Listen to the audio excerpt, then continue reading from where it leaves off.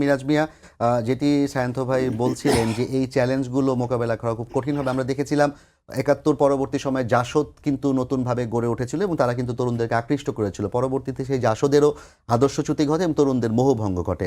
আপনাদের এই ব্যাপারটি মাথায় নিয়ে তরুণদের নিয়ে যে দলটি আপনারা করতে যাচ্ছেন, তরুণদের আকর্ষিত করে, সেখানে আসলে কি পদক্ষেপ নিচ্ছেন?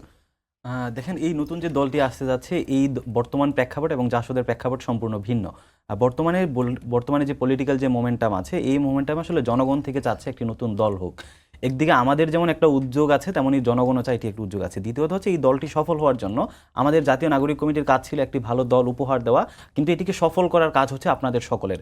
মিডিয়া থেকে যেমন এই দল যদি কোনো অগণতান্ত্রিক কিছু করে সেটিকে যেমন আমরা সমালোচনা প্রত্যাশা করি, তেমনি এই দল যদি অনাকাঙ্ক্ষিত পেশিশক্তি ব্যবহার কিংবা সন্ত্রাসী আচরণ করে, তাহলে অন্য রাজনৈতিক দলগুলোও থেকে আমরা প্রত্যাশা করি যে তারা এটির গঠনমূলক সমালোচনা করবে।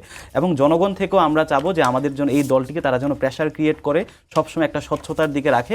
যে কারণে আমরা বলছি এটি একটি সম্মিলিত দল হবে, যেই দলের আসলে এই দলটি হবে সবার।